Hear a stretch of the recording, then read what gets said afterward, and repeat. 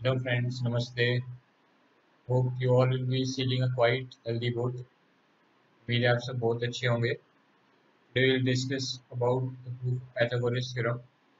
आज हम देखेंगे कि Pythagoras theorem कैसे बहुत आसान सरल तरीके से सॉल्व की जा सकती है. स्कूल में हम सबको सुनाया जाता है, हर कोई कहता रहता है, दोस्त भी, टीचर्स भी, बड़े छोटे सभी.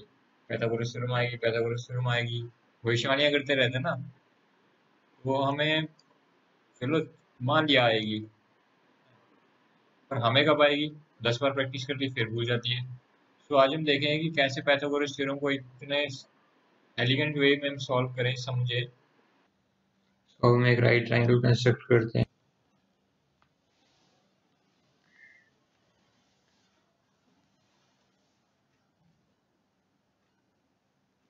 मान लीजिए ये पॉइंट ए, ये वर्टेक्स बी, ये वर्टेक्स सी.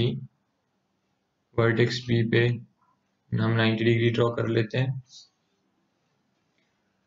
तो इस स्टेटमेंट के अकॉर्डिंग अगर हमारी फिगर से हम कंपैटिबिलिटी चेक करें तो हमारी फिगर के अकॉर्डिंग हाइपोटेन्यूज का हमें जो प्रूफ करना है वो ये बात प्रूफ करनी है मैथमेटिकली. यहाँ जो हाइपोटेन्यूज है, हाइपोटेन्यूज कैसे पहचानते हैं? जो 90 डिग्री एंगल है उसके बिल्कुल अपोजिट में जो साइड होती है वो हाइपोटेन्यूज होती है और वो सबसे बड़ी साइड होती है. तो आप देख पा रहे हैं यहाँ पे 90 के अपोजिट सबसे बड़ी साइड है AC. तो यहाँ पे मेरे को प्रूफ करना है AC का स्क्वायर इज इक्वल टू बाकी जो दो साइड्स रहेगी उनके स्क्वायर्स के सम के बराबर. तो AB एक साइड, उसका स्क्वायर, प्लस BC दूसरी साइड, उसका स्क्वायर. दोनों के स्क्वायर्स का सम लिया, उसके बराबर ही हाइपोटेन्यूज का स्क्वायर होना चाहिए. ऐसा अपने आप को यहाँ पे इस क्वेश्चन में प्रूफ करने को बोला है. हम यहाँ लिखते हैं कि हमारा एम है, what we need to prove is AC square equals to AB square plus BC square. But for that उसके लिए हमें एक कंस्ट्रक्शन करनी पड़ेगी. B से एक परपेंडिकुलर ड्रॉप करना पड़ेगा हाइपोटेन्यूज के ऊपर. और मान लीजिए ये जो फुट ऑफ परपेंडिकुलर है ये D है. जो परपेंडिकुलर मीट करता है वो D पॉइंट पे मीट करता है हाइपोटेन्यूज को. सपोज कीजिए तो हमने जो कंस्ट्रक्शन लिखी है यहाँ पे उसको मेंशन कर देंगे. हमने क्या कंस्ट्रक्ट किया है? तो हमने कंस्ट्रक्ट किया यहाँ पे BD perpendicular to. Okay, next step हमारा प्रूफ एक्चुअल यहाँ से स्टार्ट हो. शुरू होते ही आपको पहली बात जो क्लिक करनी चाहिए वो ये थ्योरम 6.7 आपको याद आनी चाहिए कि थ्योरम 6.7 है. उसको यूज करके हम पहला स्टेप लिखते हैं इसका. आप यहाँ ब्रैकेट में लिख दीजिए 6.7.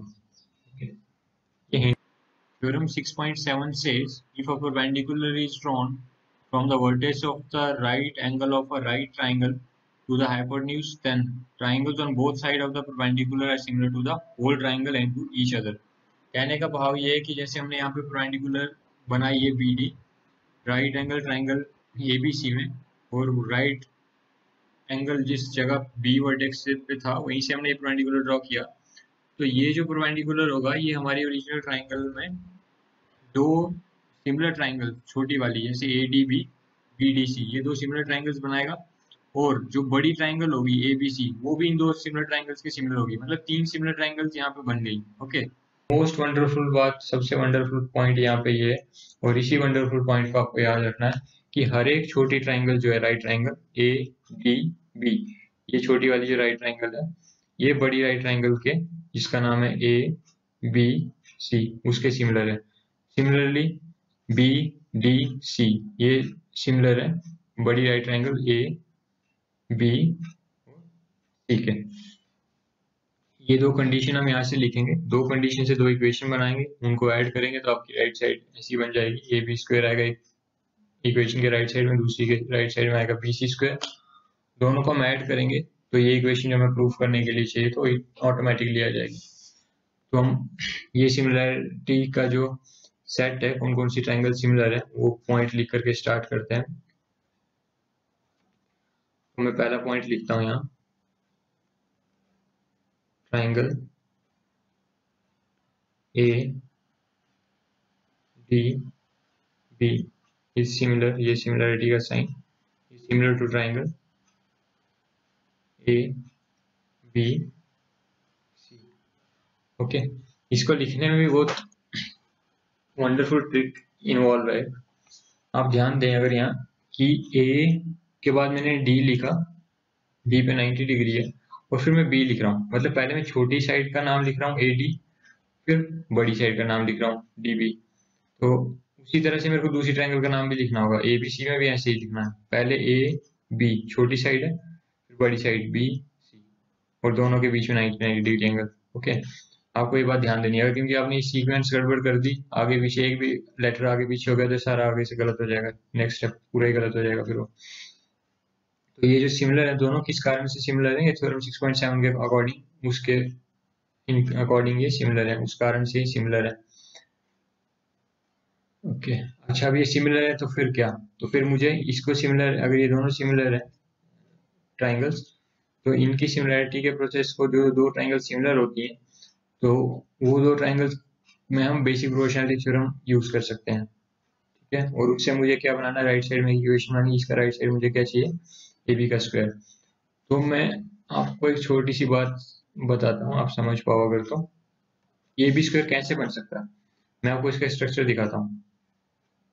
बी स्क्वायर बन सकता है अगर सपोज किसी जगह ऊपर में ए बी लिखा हो, एक ऐसी इक्वेशन है जिसके ऊपर ए बी लिखा है, नीचे कुछ डिनोमिनेटर में, और यहाँ ऊपर कुछ न्यूमरेटर में और नीचे डिनोमिनेटर में, जो डिनोमिनेटर में साइड लिखी गई होगी वो सेकंड ट्राइंगल की साइड होगी, मतलब सिमिलरिटी के बाद जो जिसका साइन लग रहा है वो उसकी साइड होगी। तो यहाँ सिमिलरिटी के बाद कौन सी ट्राइंगल लिखी गई है, ए बी सी, तो मतलब ये ए बी साइड जो है वो सेकंड ट्राइंगल की है, और ये ए बी का पैटर्न क्या लिखने का, first letter then middle letter, और यहाँ भी आपको न्यूमरेटर में लिखना है, वो अब इसकी साइड तो आपने लिख दी, कौन सी ट्राइंगल बची, ये वाली ट्राइंगल ए डी बी, तो इसका फर्स्ट और मिडल लेटर क्या है, ए डी, तो अब हमें यहाँ ऊपर लिखना होगा ए डी।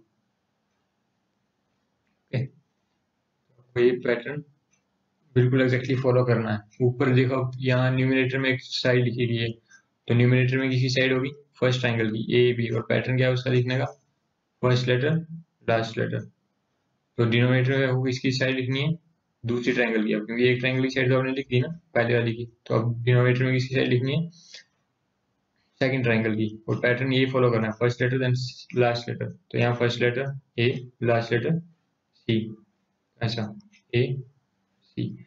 आप यहाँ क्रॉस मल्टीप्लाई कीजिए, और आपके पास राइट साइड में हम क्या बोल रहे थे, क्या आना चाहिए, ये ए बी का स्क्वायर, तो यहाँ आपको दिख रहा है ए बी का स्क्वायर आ गया राइट साइड में, और यहाँ लेफ्ट साइड में जो आता है उसको खुशी खुशी हम कबूल करते हैं कि हमारे सर माथे आप आइए, पधारिए, विराजिए। तो A D dot A C is equal to A B square. इसको मैं, क्योंकि आगे मुझे इसको यूज करना है, तो इसको मैं हाईलाइट कर लेता हूँ एक बॉक्स में, और इसको मैं नंबरिंग करता हूँ, इक्वेशन नंबर 1। सिमिलरली, अच्छा एक बात और यहाँ पे आपको लॉजिक्स रीजंस मेंशन करने रहते हैं साथ साथ में, तो ये जो हमने रेशियो लिखा है कि ये दोनों रेशियो बराबर है, तो ये बेसिक प्रोपोर्शनलिटी थ्योरम के अकॉर्डिंग लिखे हैं। बेसिक प्रोपोर्शनलिटी थ्योरम एक्चुअल में क्या कहती है, if two triangles are similar then the ratio of their corresponding sides is equal। अगर दो ट्राइंगल सिमिलर होती है उनके कॉरेस्पॉन्डिंग साइड्स का जो रेशियो होता है वो बराबर होता है। तो यहाँ पे आप लिख सकते हो using basic proportionality theorem BPT, या फिर सिंपली एक्चुअली में हम ये शॉर्ट में लिखते साइड्स आर प्रोपोर्शनल लिखना, तो ये चाहिए sides of similar triangles are proportional, तो ये रीजन है। बट एनसीईआरटी में ऐसे ही लिखा, तो मैं भी ऐसे ही लिखता हूँ। फिर नेक्स्ट जो रीजन से, जो लॉजिक से हमने ये यहाँ पे दो ट्राइंगल सिमिलर बनाई, फिर उनके कॉरेस्पॉन्डिंग साइड्स का रेशियो सिमिलर किया, तो सेम लॉजिक्स और सेम बातें हम यूज करते हुए सिमिलरली दूसरी जो छोटी ट्राइंगल है उसको भी बड़ी वाली ट्राइंगल के साथ सिमिलर लिख सकते हैं।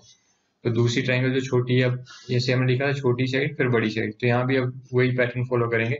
दूसरी छोटी ट्राइंगल कौन सी है, बी डी सी, तो बी डी छोटी side, D C B D से बड़ी होगी, तो उस तरह से हम देखें यहाँ पे तो क्या लिखना चाहिए, डी छोटी साइड, डी सी बड़ी साइड, बी डी छोटे से, डी सी बड़े की तरफ, बीच में 90 डिग्री, तो triangle B D C similar to triangle, बड़ी वाली ट्राइंगल का फिर छोटे से बड़े में लिखोगे तो A B C. A B छोटी साइड, बी सी बड़ी साइड, ऐसा।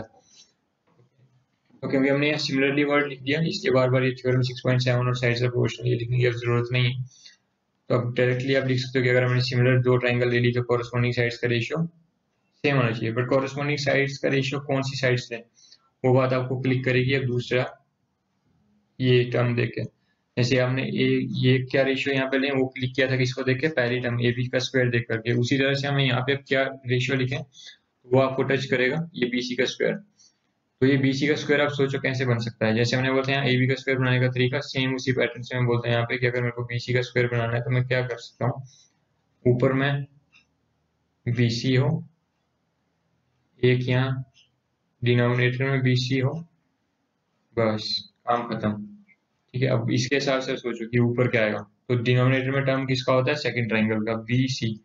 पैटर्न क्या लिखने का, middle letter last letter, B C. तो यहाँ पे न्यूमरेटर में किसका टर्म आएगा, फर्स्ट ट्राइंगल का, तो डी सी। यहाँ मैं ऊपर लिखता हूँ डी सी, मिडल और लास्ट लेटर की वही सीक्वेंस को फॉलो करते हैं, D C upon B C is equal to. अब बी सी न्यूमरेटर में तो मतलब ये किसका साइड है, जो लेफ्ट साइड में ट्राइंगल है उसका, बी सी। और पैटर्न क्या है, first letter then last letter. तो यहाँ भी आपको सेम पैटर्न फॉलो करना है डिनोमिनेटर में साइड लिखते समय, और वो साइड किसकी होगी, सेकंड ट्राइंगल की। तो क्या पैटर्न होगा, first letter then last letter, A C. हम क्रॉस मल्टीप्लाई करें अगर, ये इधर क्रॉस, आगे तीर मार लेते हैं, इसका तीर थोड़ा आगे भेज देते हैं। तो क्या बन गया राइट साइड में, देखिए बी सी का स्क्वायर, इधर लेफ्ट साइड में डी सी इंटू ए सी। तो ये भी एक सुंदर सी इक्वेशन, अति सुंदरम। तो ये सुंदरम सी इक्वेशन को हमने इक्वेशन नंबर 2 बोल दिया। और अब बस लास्ट स्टेप पहुंचे मंजिल पे। अब हम लिखेंगे यहाँ पे adding equations 1 and 2। Okay, what we will get, देखिए लेफ्ट साइड में लेफ्ट साइड ऐड कीजिए, राइट साइड में राइट साइड ऐड कीजिए, तो क्या बन जाएगा, इक्वल्स टू, पहले मैं राइट साइड लिखता हूँ, A B square plus B C square. तो लेफ्ट साइड में क्या था, ए डी डॉट ए सी, तो यहाँ A D dot A C plus right side तो हमने वो बना ली जो बननी चाहिए थी, ए बी का स्क्वायर प्लस बी सी का स्क्वायर, वो बन गया। अब लेफ्ट साइड में क्या है, उसको थोड़ा मैनिपुलेट करके लेफ्ट साइड में हमें क्या चाहिए, ए सी का स्क्वायर। तो मैं आपको पूरा लॉजिक बता देता हूँ यहीं से आपको, ताकि बार बार पीछे ना पलटना पड़े। देखिए हम यहाँ से इस वाले टर्म को ए सी को कॉमन ले लेंगे, ये ए सी कॉमन, ये ए सी कॉमन। ओके, अगर यहाँ ए सी कॉमन ले लिया तो यहाँ का रह जाएगा अंदर ब्रैकेट में ए सी कॉमन बाहर, A D plus D C. तो यहाँ A D plus D C मिला के हो जाएगा ए सी। तो ए सी इंटू ए सी वो इंटू हो जाएगा और बन जाएगा ए सी का स्क्वायर, और यहाँ प्रूव हो जाएगा। तो एक्चुअल में मैं यहाँ पे ऐसा करता हूँ, शीट चेंज नहीं करता, मैं लास्ट स्टेप यहाँ ऊपर लिख देता हूँ ताकि आपको कंफ्यूजन ना हो। तो यहाँ ए डी कॉमन, तो यहाँ पे ए सी कॉमन, ब्रैकेट में A D plus D C equals to, right side में तो है ही ए बी का स्क्वायर बन गया प्लस बी सी का स्क्वायर। अब यहाँ पे इन दोनों को क्लब करो तो ये बन गया ए सी इंटू ए सी। तो मैं यहाँ पे डायरेक्टली अब लिख देता हूँ, यहाँ पे ए सी का square equals to A B का स्क्वायर प्लस बी सी का स्क्वायर। और यही अपना लक्ष्य था जीवन का, इसी के लिए हमने जन्म लिया था, प्रूफ करने के लिए कि ए सी का square equal to A B का स्क्वायर प्लस बी सी का स्क्वायर। और हमारा जीवन सफल हो गया, hence proved. Okay, God bless you, thank you.